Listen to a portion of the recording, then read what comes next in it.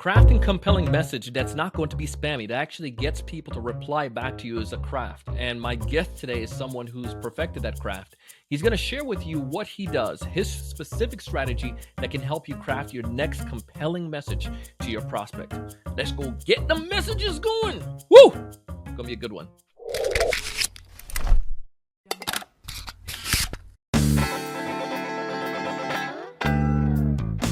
Hey, everyone. Welcome to another great episode of the Sales Evangelist Podcast. I'm your host, Donald C. Kelly, the Sales Evangelist. And I'm so excited for another great episode. I'm so excited to be here with you today.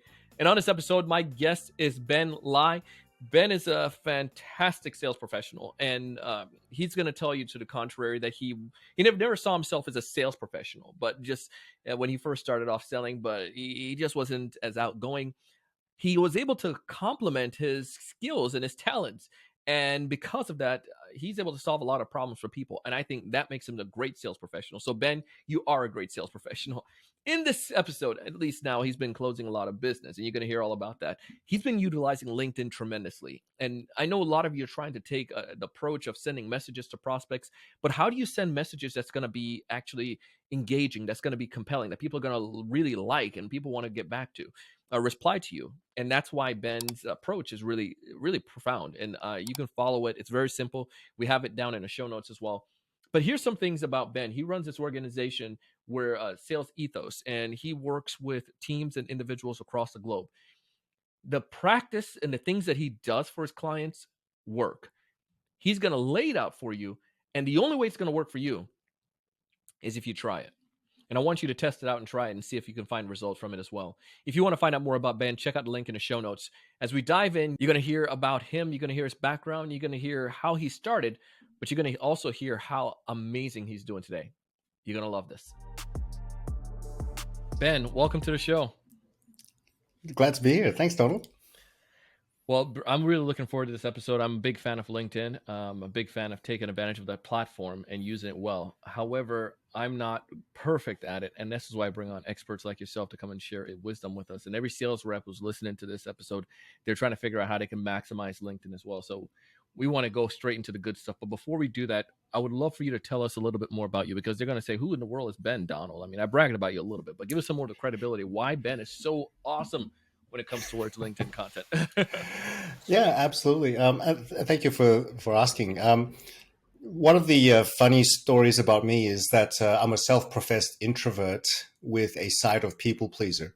And as it relates to sales, and especially LinkedIn, one of my traits is that if I know I've upset someone, either by coming across the wrong way, being pushy or whatever, like I will literally not be able to sleep at night.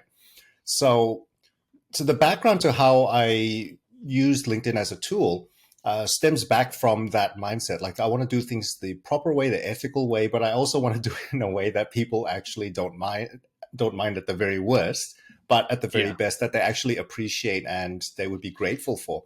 So I did a cold outreach to large organizations for 2 solid years. And then when I started my business, I continued doing that to grow my own business. And I was selling in oftentimes a very crowded market. So search engine optimization, every man and their dog was selling it at the time. But I had to find ways to get cut through, like because everybody's touting the same thing.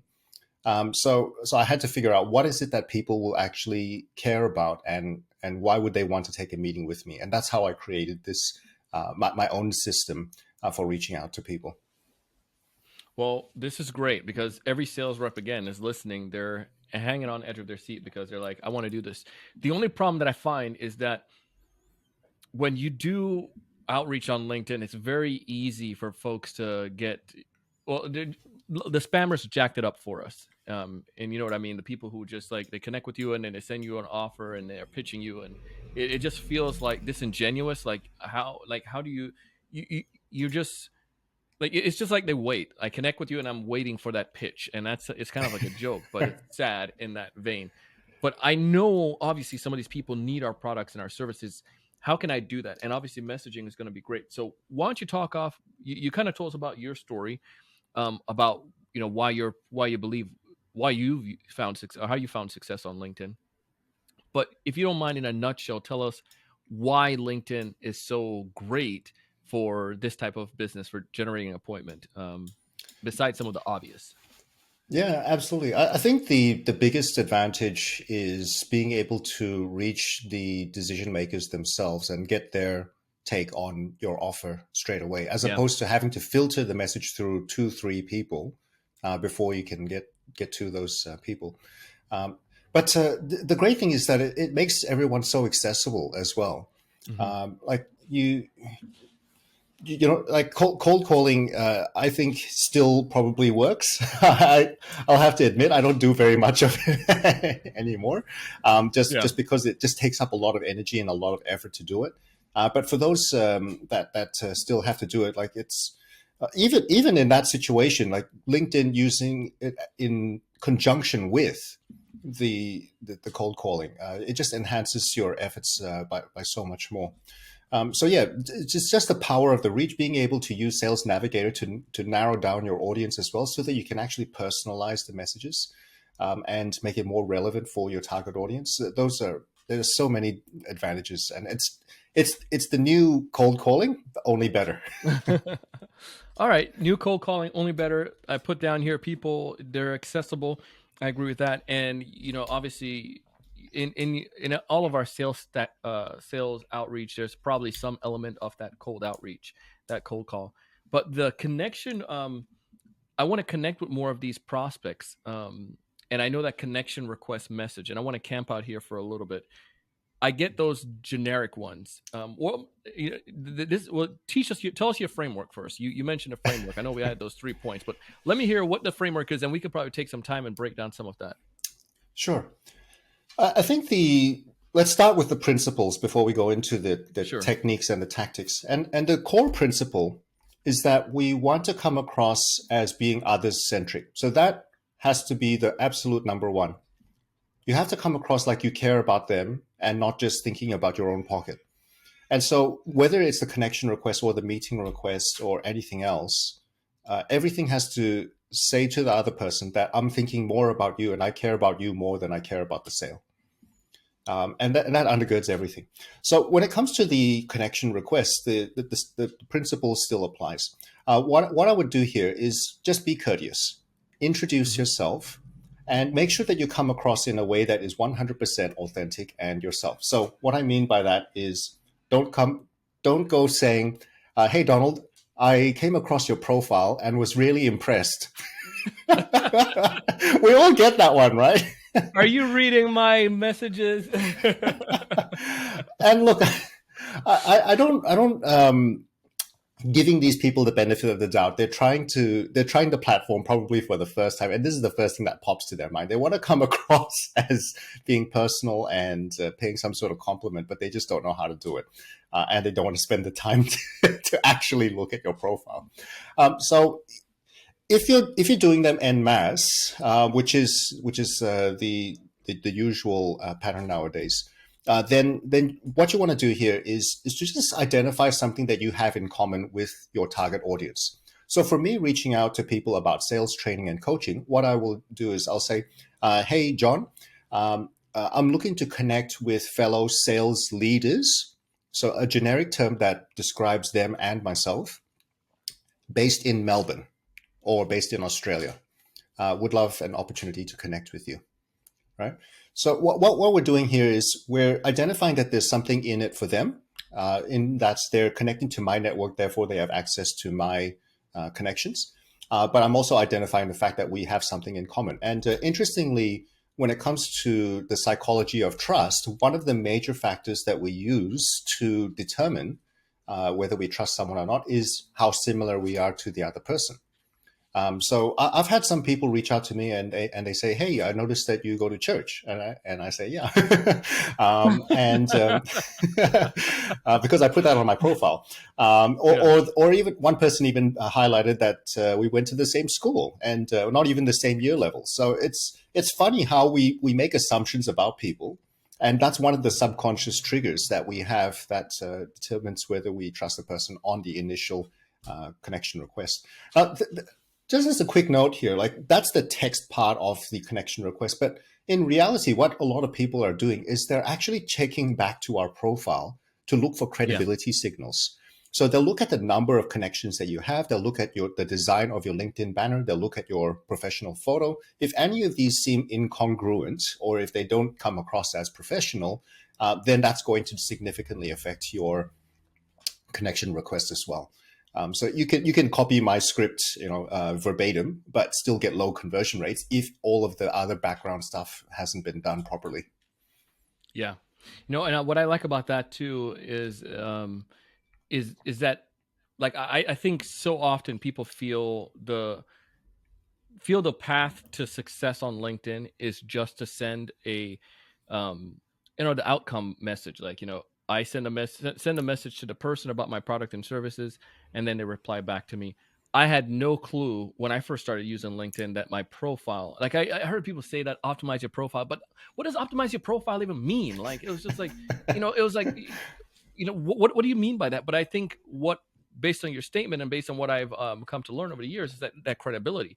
Like, if I'm connecting with, I'm making this all up, but if I'm connecting with finance directors and I go to the profile and the profile is talking all about sports, and you have a picture of you and your friends with a red Solo cup, like, this has nothing to do with me. You don't even have a photo, or your background is just like a generic background, and you expect for me to have trust in you. At least have your firm's logo up there, or at least have a picture that you cropped out everybody from the wedding. Like, put something that makes it seem like that you're someone that I can trust in the financial space, and it's going to provide insight for me. Absolutely. So, anyways, And I think and then there's so much more, like with the about me section and the headline and so forth as well. But absolutely. And I think that's where, for us in sales, we have no choice but to learn a little bit about marketing. And so I've right, actually yeah, partnered with a marketing firm to help clients for this particular service. If I notice that their branding is inconsistent or incoherent, then I get them to on board to help to spruce up their profile and their personal branding. love that. So now that we have this, in any other insights you might have when it comes towards the connection request? Now, those are the key principles. I did mention that if you're doing them, say 100 per week, which is LinkedIn's limit, if you're not doing that sort of volume, or if you have a very limited market, then my suggestion there would be to personalize each connection request. Like, look for something intelligent to say from their profile, and just make a small comment about it. But I think that just in terms of the time management, that can be quite challenging to do. So the personalization you may want to leave for just the meeting request, because even the best crafted connection requests may not be received by your intended audience just by virtue of how much they use LinkedIn, if they use LinkedIn at all. So spending most of your time on the meeting requests would be advised. Okay. Now, so what are so now I understand, like, a little bit about the messaging. I understand that that's the first step. What's step number 2 during this process? Yep. Step number 2 is the meeting request, but there is an in-between step, which is to give the person some breathing space. So you might notice that sometimes when someone sends you a request, you click accept, and then literally 1 hour later, they're messaging you with their Hey, you want to proposition. buy? So give them some breathing space. I would normally advise about a week. So you may have some sort of acknowledgement message. Hey, Donald, thanks so much for connecting with me, and then just leave it for 1 whole week, so that it gives them time to cool off, essentially, and then only you send the first meeting request. Now, when it comes to the meeting request, again, we have to strike a really careful balance between being personal or relational and being commercial. So you get the most messages that we get on either extreme. So the extreme commercial one is, hey, we provide this service. Do you need this service? Right? On the other end, I've actually received some messages from people that say, hey, Ben, how's business? And in my mind, I'm thinking, what do you want? I'm not here to make friends. Like, I get it. It's a social platform, but I don't really want to answer your question unless I know what you want. So we have to be forthcoming, but at the same time, balance the two. And so what I would suggest here is to find something conversational that you can ask them about first before even going into the meeting request. And there are hundreds and there's unlimited ways to vary the messaging. So you can choose either to strike up conversation first or to go and ask for the meeting. If you do ask for the meeting straight away, then my main tip for you is to find something of value to give to the person with no obligation of doing business with you. And when I say that, what I mean is that if they choose not to do business with you, they should be able to take whatever it is you're giving and actually get some value out of it and get some benefit for their business and for their role. The cheapest way to do this is to give something that's informational, right? So what I would typically do is research, spend half a day researching articles, collate the information, and put it into a easy to read and easy to digest document that you can then pass to the person. So back in the day when I was selling search engine optimization, I would call up or message people, digital marketing managers, and I would say, Google is coming up with a new update soon. At the time, it was Penguin. What I'd like to do is to meet with you and to give you an update about what's happening so that you can prepare for the update. And at that time, that was a really important update because the companies that ignored it got severely penalized on the organic results. So that was incredibly valuable. But it came absolutely free to them. But we have to be mindful that when we're asking for a meeting, we're asking for something valuable from them. Like their time is money, so we have to give something valuable in exchange for their time. So that would be my suggestion for asking for meeting requests up front. Okay. Now, go back to this, and I like the idea of giving some kind of offer. And I'm just thinking as like a sales professional, are there any other type of things that you've seen that's good to give? Rather than say, curating a piece of content or, obviously like the insights that you're sharing as well, but anything else that you see the clients give right now? I would say that that's the easiest and the most valuable and the cheapest way to do it. Some clients have asked me if they want, when they wanted to give something, they would give a product sample. That's possible as well. But then that does point back at saying, I essentially want a sale out of it. So that is another version of it. But I would always go towards the informational, because that's truly agnostic in terms of value to the client. Yeah, and I think especially right now that makes sense. You can ride that wave, right? Because if you're looking at like going in 2023, what are some of the changes? If I'm in a manufacturing space or a logistics space, or if I'm in marketing, no matter what it is, there's going to be some changes going into 2023, and exactly the economy. So if I do a research, I can still use that piece probably for like a quarter. It's not like I'm doing, I guess the point, I don't have to create a new piece almost like every month or every day. I can use that or ride that wave for a little bit, Exactly. I can give some other examples. So when I was selling in the domain name space, probably arguably one of the most boring products on the planet, I was calling corporations, letting them know that, hey, new domain names are coming out. You don't have to have .com anymore. You can put .brand, .Nike, .Apple, right? And that was inherently interesting. So I got bookings left, right, and center for that. For selling my sales training services, I would say that I've collated some research around how COVID has affected sales, and that was inherently interesting for my target audience. So always go for the informational things. Those are interesting, relevant, and valuable all at the same time. Okay. So we understand why. We now understand the connection request a little bit more. If I'm doing a lot, maybe do a generic. If I'm doing a smaller number, I can do a personalized. And then now the meeting request. This is the third step. Here's the gold. How do I get that meeting request? Yeah, it's an interesting one.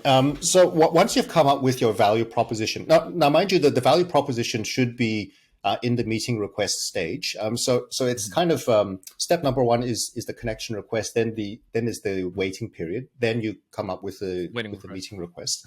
Yep. So for the meeting request, if you have the time to personalize every single message, then you look at their profile, come up with something intelligent to say. You interact with their posts, put some comments there. See what they're putting out into the into the media, and then you come up with the request. So from this perspective, you want to be courteous as usual. You have your standard greeting, and then make your personalized comment, and then you ask the question: would you have any interest in this research? Right. So you're not asking for the sale; you're asking for their interest in the subject matter that you're talking about. Or you can even ask: are you the right person to talk about this subject? And the great thing about that question is not only are you going to navigate to the right person if you hit the wrong person, but yeah, you're essentially saving their time. You're saving your time having to pitch, then follow up, and etc. So that would, in terms of crafting the message, this is something that's highly individualized because every person is different. But the main things to keep in there are the value proposition and just asking the questions instead of just trying to go for the appointment and go for the sale. Yeah, and I think the piece that is lacking, and I had a conversation with someone else about this when it comes towards LinkedIn.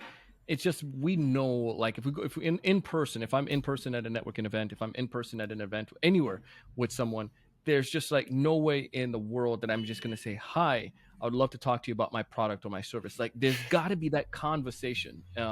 And obviously, like the way you're saying there, that meeting request, just if you can make it in a natural way, that makes it so much more, I am so much more inclined to at least respond to you.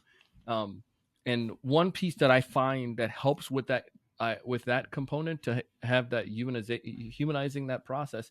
And for us in our company, we do more of like focus accounts, right? So the team has their focus accounts they're going after, so they're going to personalize some stuff. But we use the video component and the audio component. And even if you have like a generic video component that you can send, you can definitely do that at scale. But I find utilizing that audio component on LinkedIn is like, it makes makes for that engagement even more. Makes it more natural. And then also like just dropping a piece of just a video, it just changes things up because most people are not doing that. What are your thoughts and feelings on those? Yeah, absolutely. There's a few great things that come out of that particular technique. I mean, I'll have to admit, I haven't used that extensively, so I've used just the written word. But in terms of using voice or video, firstly, you're going to create something novel. And the novelty is something that we as humans, we're attracted to. That's why there's this thing called shiny object syndrome, right? Anything that's different, we're just naturally attracted to.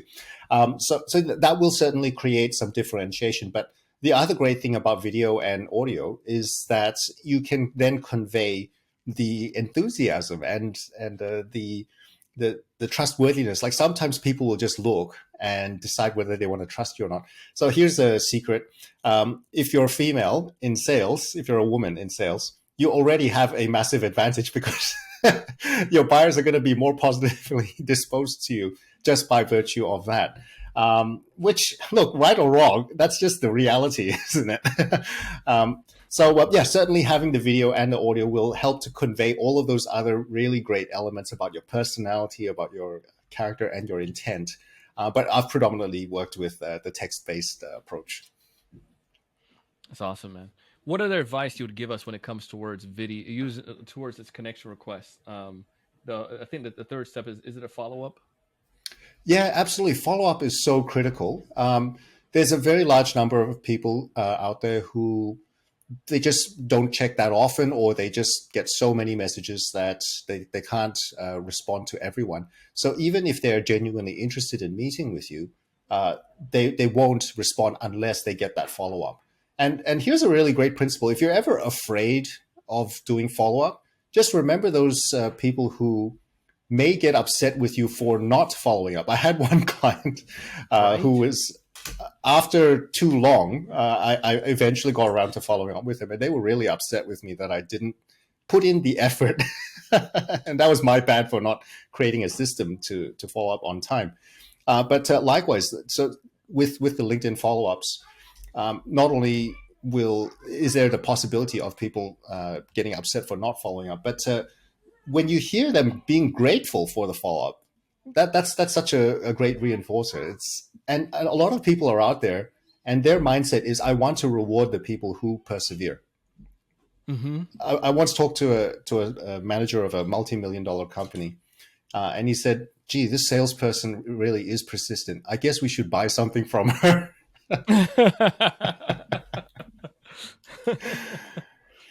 Yeah, my team has gotten to that a couple times, and it's not. And I oftentimes I feel like sometimes people do test you, but I feel also, especially when you're in sales, but I also feel that it's just because life gets busy, and the fact that you were persistent, it makes them feel like, okay, I got to at least give them a shot, or like I got to at least look and see what's here. And if you gave up after 2 outreach, then you oftentimes you're not going to be seen as persistent. But Yeah, exactly. yeah, And that's really a reflection of the sales process is a reflection of what the actual service is going to be like. If you're yeah, persistent, if you're consistent, if you're reliable, then they'll assume that the service is like that.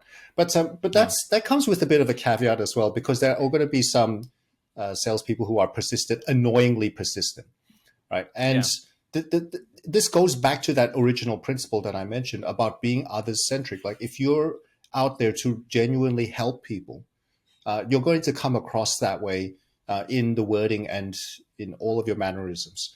Whereas someone who is annoyingly persistent is predominantly self-centric. They're only thinking about just closing the sale. yeah.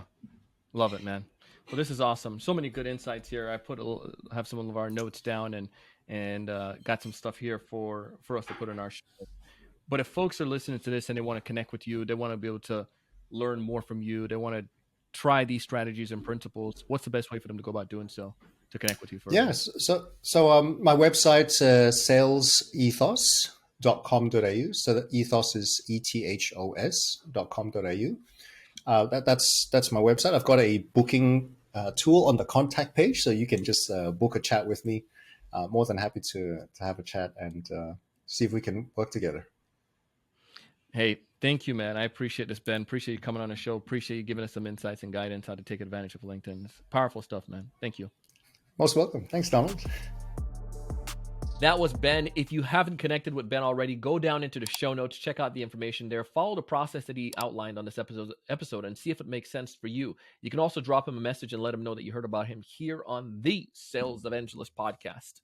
As always, we share stuff like this because we want you to succeed. We want you to thrive. We want you to find your ideal customers.